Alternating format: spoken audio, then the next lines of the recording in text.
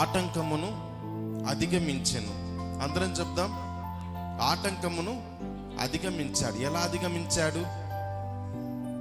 కూర్చున్న వారందరూ ఈ యొక్క వ్యక్తి గుడ్డి భిక్షకుడు ఎక్కడున్నాడండి? త్రోవ పక్కన ఉన్నాడు, కేకలేస్తున్నాడు. ఈ త్రోవ పక్కన ఒక్కడే ఉంటాడా?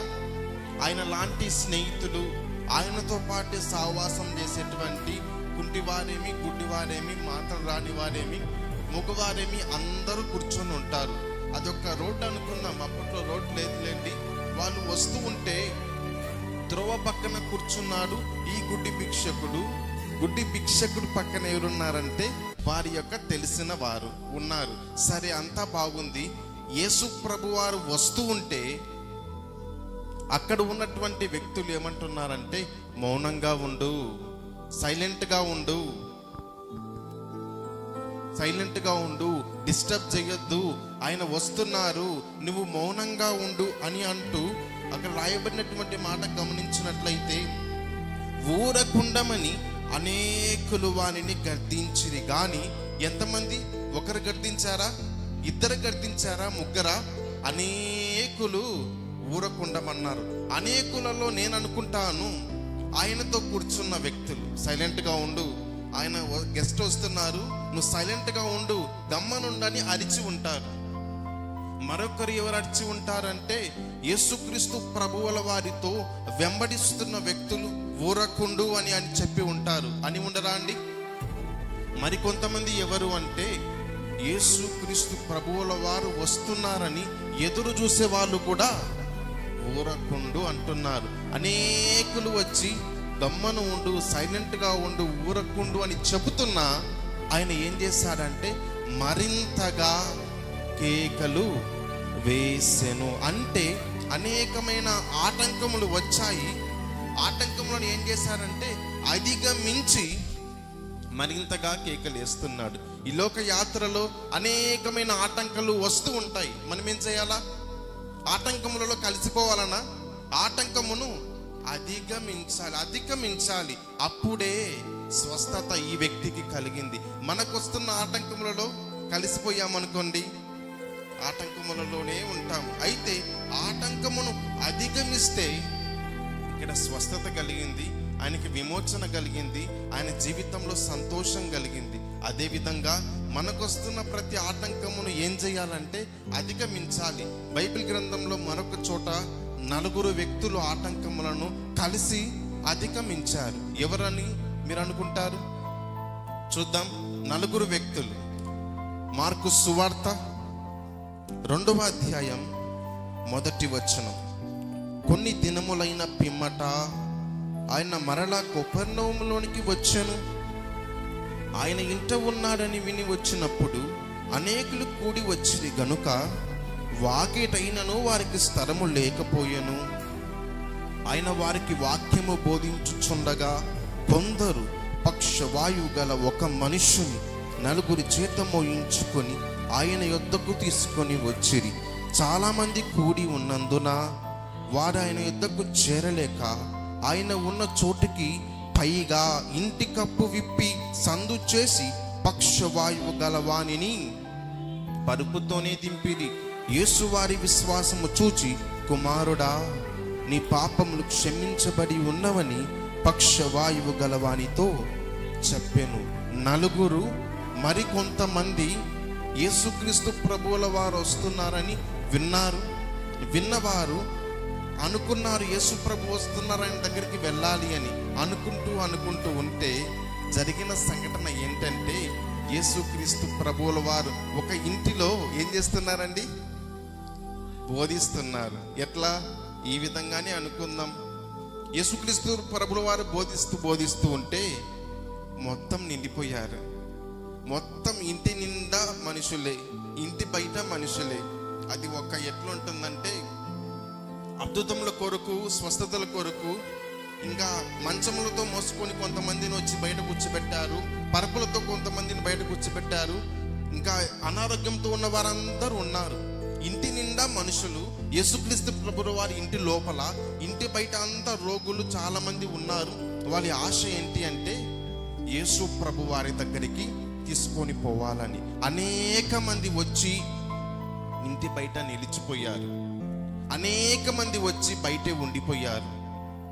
అనేక మంది వచ్చి ఇంకా ఆ ఇంటిలోనికి రావడానికి వీలు లేక యేసయ్య వస్తే ఆయన దగ్గరికి పొదామని మౌనం అయిపోయిన వారు ఉన్నారు. కానీ కొంతమంది నలుగురుతో మోయించుకొని ఒక వ్యక్తిని మంచముతోనే మోసుకొని వచ్చి చూశారు. చూసి ఇంకెళ్ళిపోదాము, ఇక్కడ చాలా మంది ఉన్నారు, మనకు మార్గము లేదని ఇంటికి వెళ్ళకుండా వారు చేసిన పని ఏంటి అంటే ఆటంకమును అధిగమించారు. అక్కడ ఉన్న మనుషులందరూ ఆటంకముగా ఉన్నారు. జరగండి, నేను వస్తున్నాను, జరగండి అంటే పోయా, మేము కూడా వచ్చాము మీ కొరకే, నీలాగా మేము వచ్చామంటారు. అనరా అండి? నువ్వెట్లా వచ్చావో నేను అట్లే వచ్చాను, నువ్వు ఏ ద్వారమున వచ్చావో నేను అట్లే వచ్చాను, నువ్వు యేసు ప్రభు వస్తున్నారని వచ్చావు, నేను యేసు ప్రభు కొరకే వచ్చాను, కాబట్టి క్యూలో లైన్లో రండి. ఇప్పుడు నేను నెంబర్ 1, నెంబర్ 2 ఉన్నారు, నెంబర్ 3 ఉన్నారు, నువ్వు 101, 101వ నెంబర్ నీది అంటే సైలెంట్ అయిపోయారు. నెంబర్ లేదు కానీ మామూలుగా చెప్తున్నాను, మొత్తం నిండిపోయారు.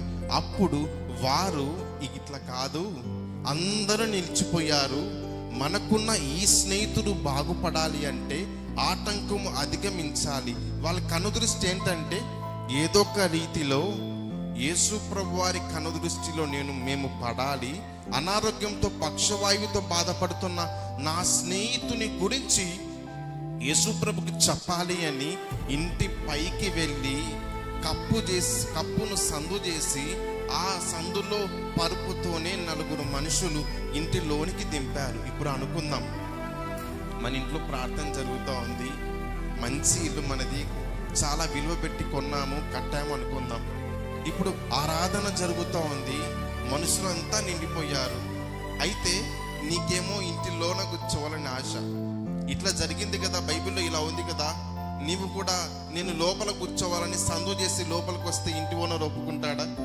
మీ ఇంటిలోనే ప్రార్థన ఉందనుకోండి, మొత్తం నిండిపోయారని ఏంటి సౌండ్ వస్తూ ఉందని చూస్తే వేరొకరు డ్రిల్లింగ్ మిషన్తో ఓలు పెడుతుంటే ఒప్పుకుంటామా? మీరే చెప్పండి. అయితే ఆ 4 ఏం చేశారంటే, మాకు ఖర్చైనా పర్లేదు, అనారోగ్యంతో బాధపడే వ్యక్తికి స్వస్థత జరగాలి అని ఆటంకమును అధిగమించి వారు ఏమేమి ఖర్చు పెట్టారండి? తిట్లను పొందుకున్నారు. నువ్వు వెళ్ళవయ్యా అంటే సైలెంట్గా ఉన్నారా? ఏదో ఒక విధంగా యేసు ప్రభు వారి దగ్గరికి తీసుకొని పోవాలని వారి ఆలోచన కాబట్టి పోలేదు. ఒకవేళ మందిరములో వాక్యముతో ఏదైనా గర్దింపు వాక్యం వచ్చినప్పుడు మనం ఏం చేయాలి? స్వీకరించాలి. ఇది నాకే ఎందుకని మనం అనుకున్నట్లయితే అక్కడ ఆగిపోయి నిలిచిపోయిన వారికి స్వస్థత జరిగిందో లేదో రాయబడలేదు, కానీ సందు చేసి దింపిన వ్యక్తికి మాత్రం స్వస్థత కలిగినట్టు రాయబడి ఉన్నది. కాబట్టి మనము ఆగిపోకుండా సాగిపోవాలి. ఆ 4 వ్యక్తులు సందు చేసి దింపినప్పుడు యేసుక్రీస్తు ప్రభుల వారు ఆ వ్యక్తిని నీ పాపములు క్షమించబడి ఉన్నవి, నీకు స్వస్థత కలుగును గాక అని చెప్పగానే స్వస్థత కలిగింది. దానికి కారణం నీ విశ్వాసము. వచ్చినటువంటి వారు సందు చేసి దింపిన వారి విశ్వాసమును చూచి యేసుక్రీస్తు ప్రభుల వారు ఆ వ్యక్తిని బాగు చేశాడు. ఎవరి విశ్వాసం? అనారోగ్యంతో ఉన్న వారికి విశ్వాసం ఇక్కడ లేదు. అయితే ఆ వ్యక్తిని ఆసక్తితో తీసుకొని మా దృష్టి అంతా ఒకటే, యేసు ప్రభు వారి దగ్గరికి తీసుకెళ్ళి ఆయన దగ్గర పెడితే చాలని ఆశ. కాబట్టి ఆటంకము వచ్చిన మనుషులు ఎదురైనా మనుషులతో ఆగిపోకుండా, ఆటంకములతో ఉండిపోకుండా వారు కొత్త మార్గాన్ని ఏర్పరిచారు. ఇప్పుడు మన దగ్గరికి వద్దాం. మనకు ఆటంకం వచ్చిందనుకోండి, ఆ మనుషులను జ్ఞాపకం చేసుకుందాం. వారు నిలిచిపోయారు, యేసు ప్రభు వస్తే బాగవుతుంది. ఆ జనములో ఏమవుతుందో చెప్పలేము, కానీ వెళ్ళాలనుకున్న వారు ఖచ్చితంగా లోనికి వెళ్ళారు. మనము కూడా ఎదురవుతున్న ప్రతి అవమానము, ఆటంకమును ఏం చేయాలి? ఇప్పుడు మనల్ని కొంతమంది అంటున్నారు అనుకోండి, నిందలేస్తున్నారు అనుకోండి, క్రైస్తవులుగా మనం ఏం చేయాలి అంటే ఆ రాళ్లను, అవమానం అనేటువంటి రాళ్లను మన కాళ్ళ కింద వేసుకొని మనం ఒక్కొక్క స్టెప్ పైకి ఎక్కాలి.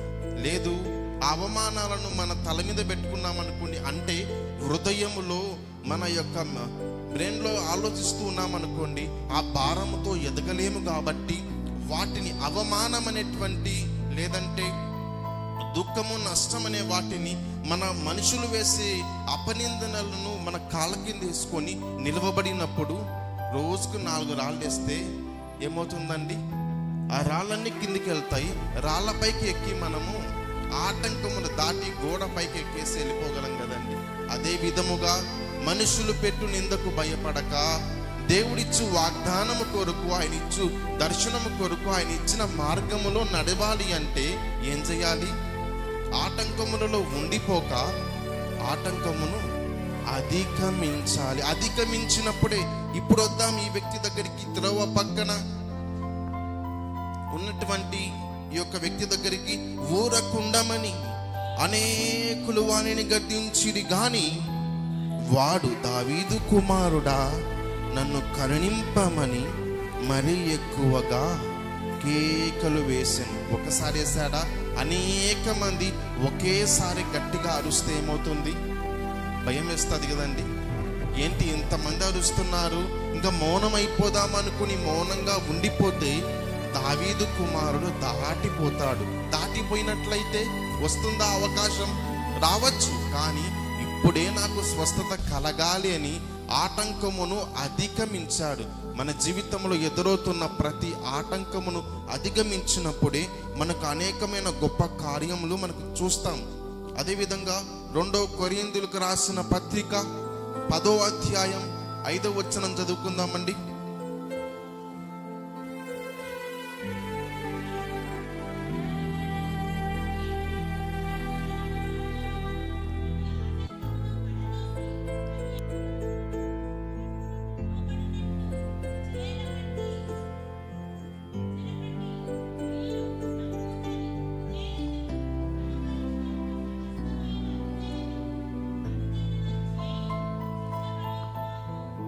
గమనించినట్లయితే ఇక్కడ పౌలు భక్తుడు రాస్తున్నటువంటి మాట ఏంటి అంటే, నేను జ్ఞానమును సంపాదించడానికి, లేదంటే ప్రతి ఆటంకమును అధిగమించడానికి నేను సమస్తమును విడిచిపెట్టాను. నిన్న మరొక మాట మనం చదువుకున్నాము, దేవుని గురించిన జ్ఞానము సంపాదించడానికి, లేదంటే దేవుని యందు నేను భయభక్తులు కలిగి జీవించడానికి సమస్తమును నష్టముగా ఎంచుకున్నాడు, నష్టముగా విడిచిపెట్టాడు.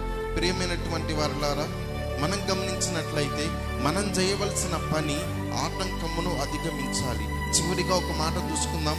మత్తయి సువార్త 2వ అధ్యాయం 1వ వచనం మనకు సుపరిచితమైనటువంటి మాట. మత్తయి సువార్త 2వ అధ్యాయం 1వ వచనం, యూదా దేశపు బెత్లెహేములో యేసు పుట్టిన పిమ్మట ఇదిగో తూర్పు దేశపు జ్ఞానులు యెరూషలేమునకు వచ్చి, యూదుల రాజుగా పుట్టిన వాడు ఎక్కడనున్నాడు? తూర్పు దిక్కున మేము ఆయన నక్షత్రమును చూచి ఆయనను పూజింపవచ్చితమని చెప్పిరి. హేరోదు రాజు ఈ సంగతి వినినప్పుడు అతడును అతనితో కూడా యెరూషలేము వారందరూ కలవరపడిరి. కాబట్టి రాజు ప్రధాన యాజకులకును ప్రజలలో ఉన్న శాస్త్రులను అందరినీ సభలో కూర్చి క్రీస్తు ఎక్కడ పుట్టునని వారిని అడిగాను. అందుకు వారు యూదయ బెత్లెహేములోనే అని ఇక్కడ రాయబడినటువంటి మాట మనం గమనించినట్లయితే, జ్ఞానులు అనేవారు యేసుక్రీస్తు ప్రభువుల వారు జన్మించారని దేవదూత ద్వారా తెలుసుకొనబడి, ఒక నక్షత్రము వారికి సూచనగా, నక్షత్రము ఏ విధంగా వస్తుంటే వారు ఏం కావాలండి దాన్ని ఫాలో అయిపోవాలి. అవును కదండి. దేవదూత ద్వారా వాళ్ళు పొందుకున్న మాట, నక్షత్రమును చూసి వారు ఎటువైపు నక్షత్రం వెళ్తే ఆ విధంగా వెళ్ళాలి. కానీ వారు ఏం చేశారంటే ఆ నక్షత్రము వెళ్ళిన మార్గంలోనికి వెళ్ళారు. కానీ ఆ యొక్క పశువుల పాకలో ఉన్న యేసుప్రభు వారి దగ్గరికి వెళ్ళక వారు సొంత జ్ఞానముతో రాజు ఇంటికి వెళ్ళారు. వెళ్ళి అడిగిన మాట ఏంటి అంటే, రాజుగారు, యూదుల రాజు ఎక్కడా?